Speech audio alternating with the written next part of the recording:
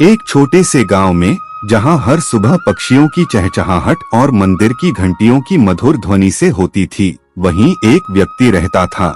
नाम था उसका रघुनाथ, जो पढ़ा लिखा तो बहुत था, परंतु उसके भीतर विश्वास की एक बूंद भी नहीं थी। उसका यह मानना था कि भगवान नाम की कोई चीज नहीं होती, सब बस कल्पनाएं हैं। लोगों ने अपने डर और इच्छाओं से इन्हें गढ़ लिया है। वह अक्सर गांव के मंदिर के सामने से गुजरते हुए कहता, यह सब ढोंग है, मूर्ति में कोई शक्ति नहीं, यह सब एक छलावा है।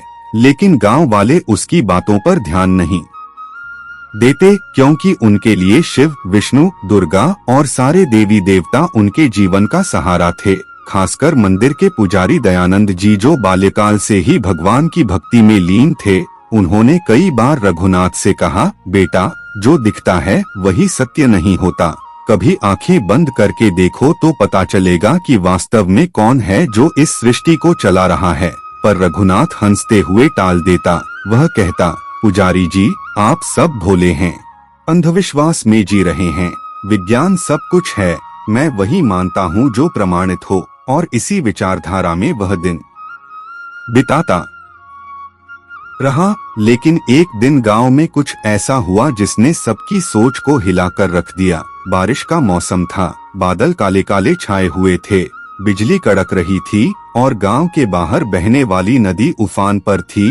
रात के समय अचानक गांव के उत्तर छोर पर स्थित पुराने पीपल के पेड़ से चीखने की आवाजें आने लगीं।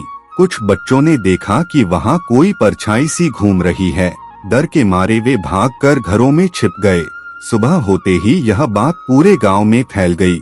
लोग कहने लगे कि वह पेड़ भूतिया हो गया है, और तभी से गांव में अजीब अजीब घटनाएं होने लगी। दूध अपने आप खट्टा हो जाता, बच्चों को रात में डरावने सपने आते, कई जानवर बिना किसी कारण के बीमार पड़ने लगे। लोग घबरा गए और मंदिर में जाकर भगवान से प्रार्थना करने लगे। पुजारी दयानंद जी ने पूरे गांव के साथ मिलकर हवन करवाया, शिवजी का रुद्राभिषेक किया। लेकिन रघुनाथ अब भी अपनी बात पर अड़ा था। उसने कहा, यह सब भ्रम है, पेड़ के पास अगर कोई है तो मैं खुद जाकर देखता हूँ। और वह अकेले ही रात में उस पेड़ की ओर निकल पड़ा। जब वह पेड़ के पास पहुँचा तो सब शांत था। उसने सोचा, देखा, कुछ नहीं है यहाँ। लेकिन जैसे ही उसने पेड़ के नीचे पैर रखा, उसे लगा कि जमीन खिसक रही है और वह एक गड्ढे में गिर गया। नीचे अंधेरा था और वहां से एक ठंडी हवा आ रही थी, और तभी उसे महसूस हुआ कि कोई उसके आसपास चल रहा है। उसने अपनी जेब से मोबाइल निकाला और टॉर्च जलाने की कोशिश की, पर बैटरी खत्म थी। अंधेरे में डर और अकेलेपन ने उसकी हिम्मत तोड़ दी। वह चिल्लाने लगा, कोई है, मुझे निकालो। तभी एक तेज सी रोशनी उस अंधेरे में फैली और उसने देखा कि एक वृद्ध पुरुष, त्रिशूल धारण किए, जटाधारी, शांत नेत्रों वाले व्यक्ति उसके सामने खड़े हैं। रघुनाथ की सांसें थम गईं। उसने कांपते हुए पूछा, आप कौन हैं? उस व्यक्ति ने शांत स्वर में कहा, तू जिसे नहीं मानता, मैं वही हूँ। रघुनाथ के शरीर में कंपन होने लगी। वह सोच भी नहीं पा रहा था कि जो कुछ हो रहा है वह सपना है या यथार्थ। तभी वह वृद्ध बोले, तेरे अहंकार ने तुझे अंधा बना दिया, तेरे विज्ञान ने तुझे अज्ञानी बना दिया। देख, यह संसार मेरे ही नियमों पर चलता है। पेड़, नदी, पर्वत, अग्नि, वायु, सब में मैं ही हूँ। रघुनाथ घुटनों पर बैठ गया, आंखों में आंसू भरकर बोला, प्रभु, मुझे क्षमा करें, मैं अज्ञानी था, मुझे आपके अस्तित्व पर संदेह था।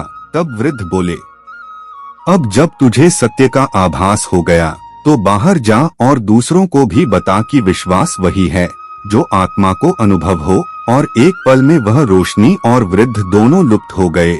रघुनाथ को होश आया तो वह गांव के पास एक खेत में पड़ा हुआ था। गांव वालों ने उसे वहां से उठाया और घर लाए। जब उसे होश आया तो उसने सबसे पहले दयानंद जी से मिलकर उनसे क्षमा मांगी और मंदिर में जाकर भगवान शिव के सामने नतमस्तक हुआ। अब वह रोज मंदिर में आता, भजन गाता, पूजा करता और गांव के बच्चों को ईश्वर की महिमा और विश्वास का पाठ पढ़ाता। अब उसका जीवन बदल चुका था और उसकी कहानी पूरे गांव में प्रसिद्ध हो गई। लोग कहते, जिसे भगवान पर विश्वास नहीं था, आज वही भगवान का सबसे बड़ा भक्त है।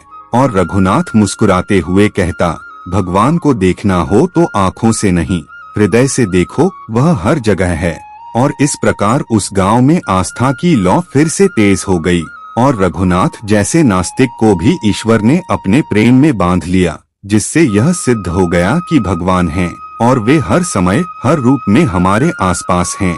बस जरूरत है एक विश्वास की, एक अनुभव की, एक आत्म सरेंडर की, क्योंकि जो कहते हैं भगवान नहीं हैं, वे दरअसल अभी तक अपने भीतर के उस प्रकाश को नहीं देख पाए हैं जहां ईश्वर साक्षात निवास करते हैं। बहुत समय पहले एक छोटा सा गांव था जिसका नाम था शिवपुर। उस गांव में एक साधारण किसान रहता था, उसका नाम था भोला। उसका जीवन बहुत ही कठिनाइयों में बीत रहा था। खेत सूखे पड़े थे, बैल मर चुके थे और घर में वृद्ध माँ के अलावा कोई नहीं था। उसका दिन खेतों में मेहनत करने और रात माँ की दवा और देखभाल में बीतता था, लेकिन उसका एक नियम था। हर सुबह वह पास के प्राचीन शिव मंदिर में जाता। वहाँ का पुराना टूटा हुआ शिवलिंग देखकर वह थोड़ी देर बैठकर आंखें बंद करके बस नमः शिवाय का जाप करता और फिर अपने काम पर लग जाता। लोग उसे कहते कि इस जमाने में पूजा से पेट नहीं भरता, काम कर, शहर जा, मजदूरी कर। लेकिन भोला हंसकर कहता, जो शिव देगा वही खाऊंगा, उन्हीं पर भरोसा है। उसका यह अडिग विश्वास उसे दूसरों से अलग बनाता था। एक बार गांव में भयानक सूखा पड़ा, न खेतों में अन्न उगा, न कुओं में पानी रहा। लोग गांव छोड़ने लगे, लेकिन भोला हर दिन मंदिर आता और उस सूखे शिवलिंग पर मिट्टी का जल चढ़ाकर कहता, भोले बाबा, सब तुम्हारे हाथ में है, मैं तो सिर्फ तुम्हारे चरणों का दास हूँ। और यही करते करते कई महीने बीत गए। भोला ने मंदिर की साफ सफाई भी शुरू कर दी, टूटी छत को अपने हाथों से सुधारा, शिवलिंग के आसपास फूल लगाए और बिना किसी अपेक्षा के यह सेवा करता रहा। एक दिन आधी रात को जब गांव में सब सो रहे थे, भोला मंदिर में ही था। अचानक तेज हवाएं चलने लगी, मंदिर की घंटियां अपने आप बजने लगीं। चारों ओर एक रहस्यमय प्रकाश फैलने लगा और अचानक मंदिर के गर्भगृह से एक गंभीर आवाज आई, भोला। भोला चौंक गया। उसने देखा कि शिवलिंग से प्रकाश निकल रहा है और उसी प्रकाश से एक दिव्य पुरुष प्रकट हुए जिनकी जटाएं गंगा जल से भीगी थीं, शरीर पर भस्म लगी थी, त्रिशूल और डमरू के साथ वे खड़े थे, साक्षात महादेव शिव। भोला कांपने लगा। उसने आंखें झुका ली, हाथ जोड़कर गिर पड़ा और बोला, भोलेनाथ, यह क्या लीला है? मैं तो केवल सेवक हूँ, आपने दर्शन क्यों दिए?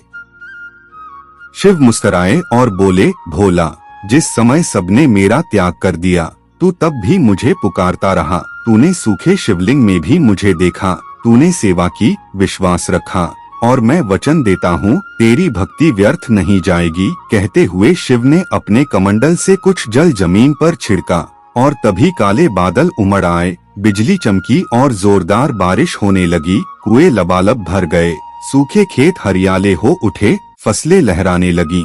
और जब लोग सुबह उठे तो पाया कि रात भर में मानो गांव में चमत्कार हो गया।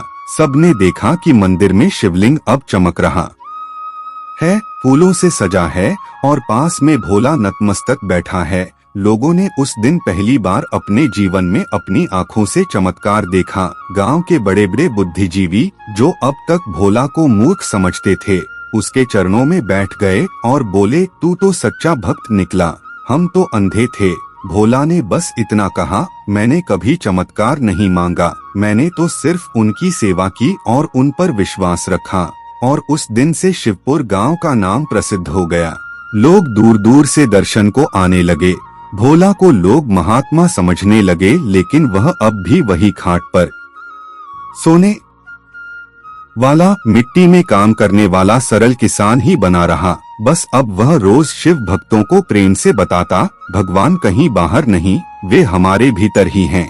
बस दिल से उन्हें पुकारो, वे अवश्य आएंगे। और शिव भी सदा उस मंदिर में रहते, हर उस व्यक्ति के मन में जो श्रद्धा से नमः शिवाय का जाप करता, क्योंकि शिव कोई अलग सत्ता नहीं, वे ही तो हर कण में, हर सांस में, हर भाव में बसे हैं। वे अनंत हैं, निराकार भी हैं, साकार भी हैं। और जब कोई सच्चे मन से पुकारता है तो हिमालय से उतरकर, कैलाश से चलकर वे उसी साधारण हृदय में स्थान लेते हैं जहां भाव, सेवा और विश्वास हो। और यह थी उस भोले किसान की कथा जिसने यह सिद्ध कर दिया कि सच्ची भक्ति में शक्ति है, सेवा में शिव हैं और विश्वास ही सबसे बड़ा चमत्कार है।